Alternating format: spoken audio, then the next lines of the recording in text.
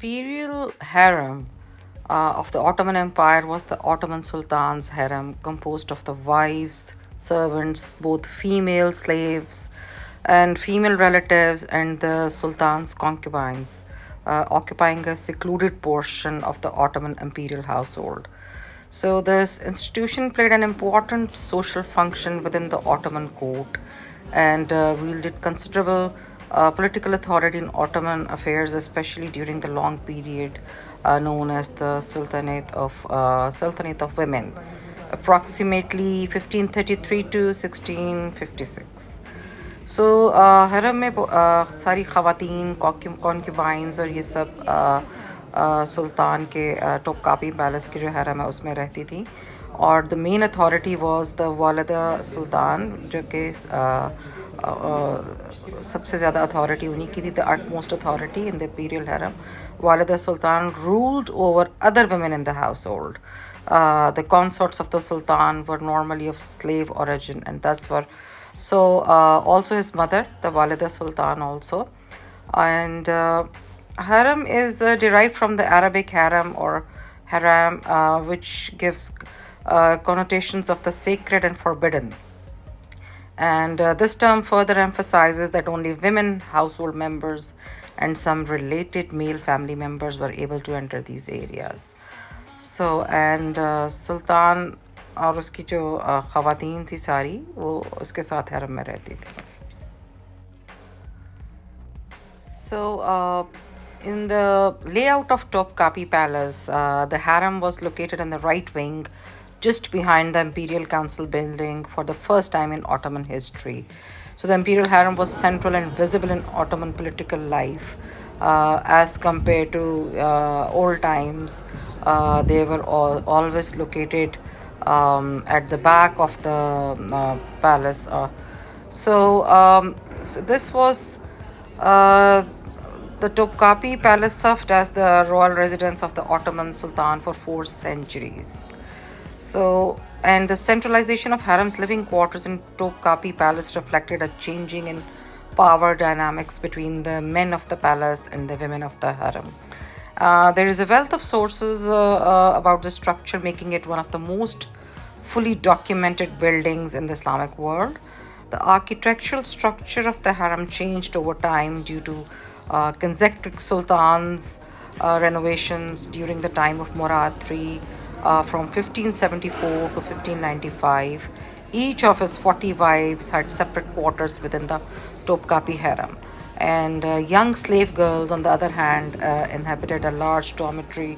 At this time, women's all of these were increased. For example, at this time, women's sexual relations with the sultan determined their living quarters.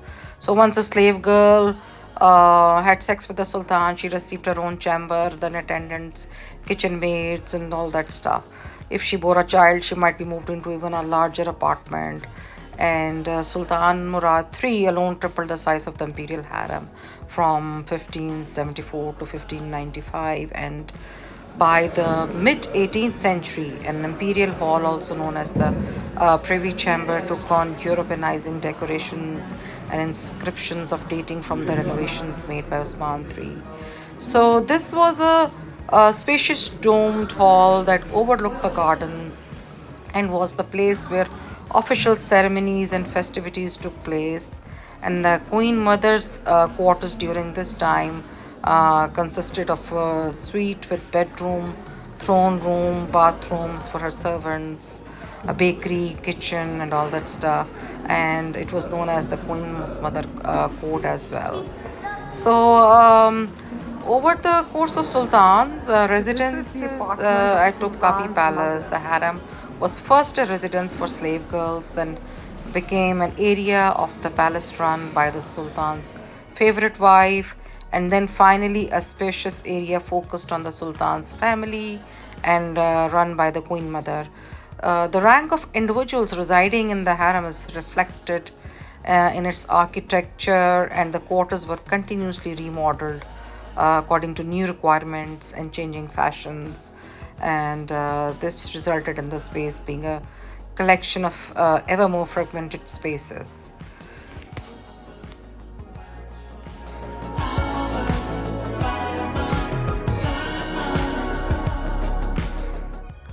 During its greatest expansion in the 18th century, the harem consisted of over 300 rooms, dormitories, nine bathhouses, two mosques, a hospital, and a laundry. And today, a part of this secretive world is open to visitors. Due to restoration work, the visitor route throughout the harem is subject to change, and make sure that when you visit the harem also when you visit Topkapi Palace, and you can stroll through the labyrinth of corridors, courtyards, and chambers that hide many intrigues and fascinating stories within their walls. Follow in the footsteps of beautiful concubines, scheming favorites, dutiful, and you can visit the queen mother's apartment, imagining what life in the harem might have been like. Admire the extraordinary architecture that reflects various styles from the 16th century to the early 19th century. And of particular note is the ornate privy chamber of Sultan Murad III, the apartment of Queen Mother, and the throne hall and the fountain hall. And you will be amazed to see some of the most beautiful, most masterful Islamic tiles with floral patterns and verses from the Quran, and as well as extraordinary cabinet doors with tortoise shell and mother of pearl inlays. And it's such a beautiful place. I would like to share the legacy of Hurrem Sultan as well. Hurrem Sultan, also called Roxelana, was a female concubine who completely transformed the harem system and left a lasting impact on the Ottoman Empire. And she's believed to have been kidnapped from Ruthenia or Old Russia, located in modern day Ukraine, and renamed Hurrem, which means the cheerful one. Upon her arrival in Istanbul, she somehow caught the attention of Sultan Suleiman I, and he became very close to her. And then she bore her first son Mehmet in 1521. And then after that, the entrance to the Sultan's room. After that, sometimes around 1533 and 1534, Suleiman declared Roxelana a free woman and married her, violating yet another 300-year-old custom of the Ottoman harem, in which sultans were not to marry their concubines, and marking the first time a former harem slave was elevated to the powerful role of spouse. No other children were born to Suleiman from another concubine during his entire reign, and Suleiman wrote love poetry for her and letters while he was away at war, and he even had great monuments built for her to exhibit his love. And she became and known as Haseki, which means the favorite. And many in the Ottoman public did not appreciate Suleiman's total devotion to one woman and the ensuing radical changes in the harem hierarchy. But Roxelana's great perseverance, intelligence, and willpower gave her an edge over the other women in the harem, and she became Suleiman's most loyal informant when he was away and after his mother's death. And she was known as one of the most legendary women of early modern history, and she dedicated grand foundations to the needy and showed special compassion towards slaves. And she also ensured that the talented women of the harem left the palace service to marry a deserving partner. She transformed the royal harem at Topkapi Palace into a political institution, meaning royal women lived and worked at the center of the government. Roxelana completely changed the way in which women were treated within the harem, and was largely responsible for modernizing the Ottoman Empire.